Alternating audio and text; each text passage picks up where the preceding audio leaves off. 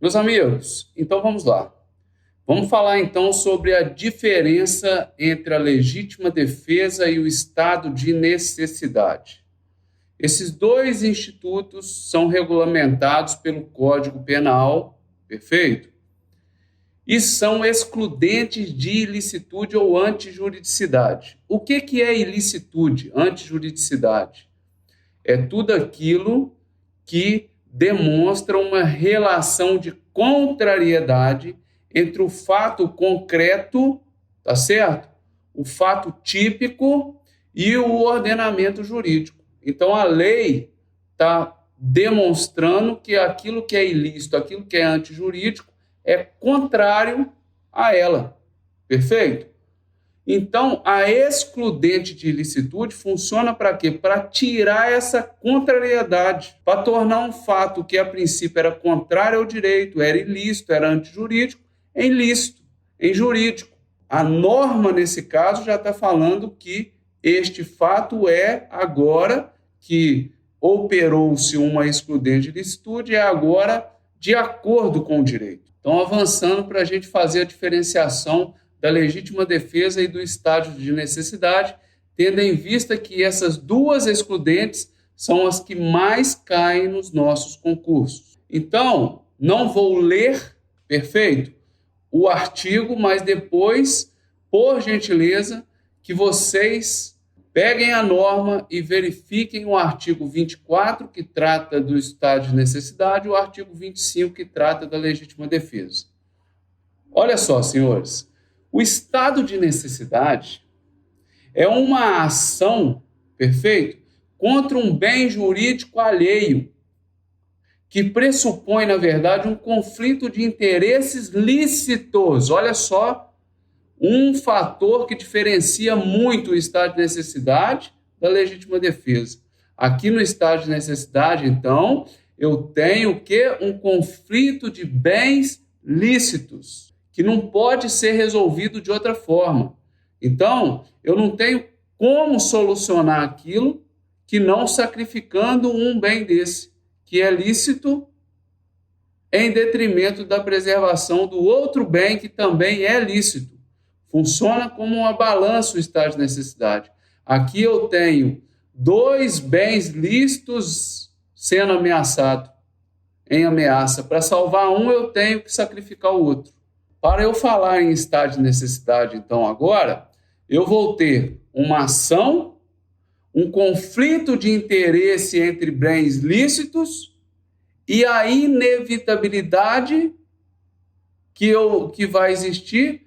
Por quê? Porque é inevitável que eu sacrifique um para salvar o outro. Quais são os requisitos, então, professor, do estado de necessidade? Primeiro deles, que o artigo 24 fala, é do perigo atual. Só posso alegar estado de necessidade se esses bens lícitos em conflito estiverem correndo perigo atual. O atual é presente, tá certo? Quando eu tenho um animal gerando uma situação de perigo, por exemplo, num ataque espontâneo, o animal mesmo partiu para cima de alguém e o atacou, eu vou ter estágio de necessidade. O perigo é atual, para sacrificar aquele bem, né? Aquela coisa, que o animal é tido como coisa pelo direito, perfeito?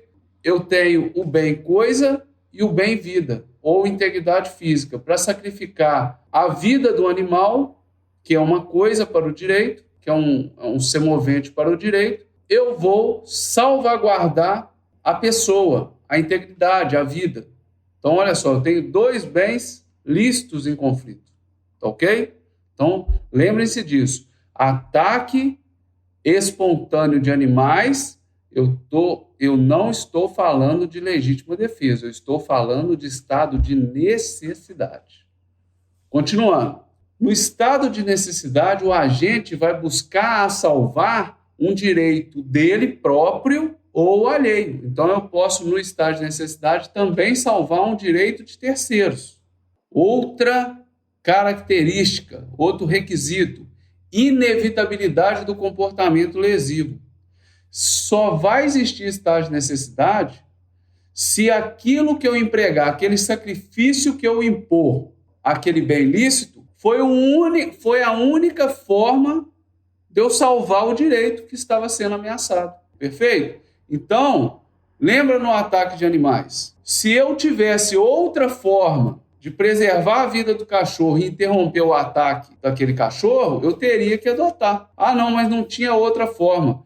O cachorro já estava próximo, eu não tinha nenhum equipamento, aquele cachorro ia me causar dano à integridade física, então eu tive que matá-lo, sacrificar a vida dele para preservar a minha ou a minha integridade física. Então o comportamento foi inevitável. Veja bem, inexigibilidade de sacrifício daquele direito ou daquele interesse ameaçado.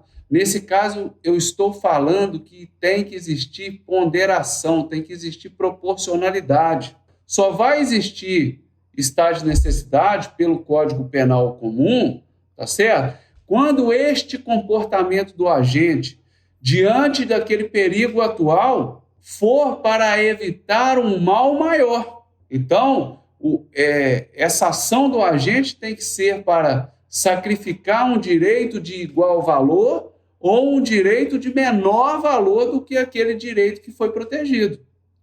Não justifica, por exemplo, eu tirar uma vida para salvar um patrimônio, perfeito? Porque são bens de interesses distintos. Não há aqui uma proporcionalidade, uma razoabilidade. Se o agente ele causar voluntariamente essa situação de perigo, ele depois não pode alegar estado de necessidade. Vejam bem, vamos colocar que um determinado indivíduo esteja numa sala de cinemas. Ele vai lá e propositadamente ele coloca fogo na lixeira do cinema. Só que aquele fogo alastra por demais e toma o cinema como um todo. Agora vamos colocar que existe uma porta estreita, várias pessoas tentando atravessar ao mesmo tempo aquela porta.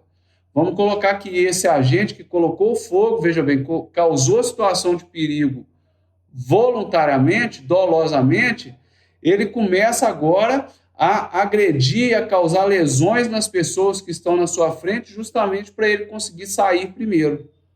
E aquelas lesões, aquele direito das pessoas à integridade física que ele feriu, que ele gerou, será que estão amparadas pela legítima defesa?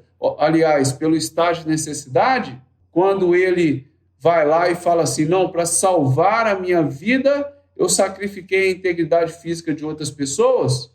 Não vai colar. Por que não vai colar? Porque ele causou voluntariamente a situação de perigo. Outra situação, aqueles que têm o dever legal de enfrentar o perigo não podem alegar estado de necessidade enquanto aquele perigo for enfrentável. Vamos colocar assim, um bombeiro tem que salvar pessoas em um determinado prédio em chamas. Enquanto aquele prédio não estiver desmoronando, caindo e etc., ele tem que enfrentar o perigo. Ele não pode simplesmente falar, não, para salvar a minha vida, bombeiro, eu prefiro sacrificar a vida daquele indivíduo que está para morrer queimado. Não posso. Por quê? Porque a minha profissão me impôs o dever de enfrentar o perigo, enquanto ele for enfrentável.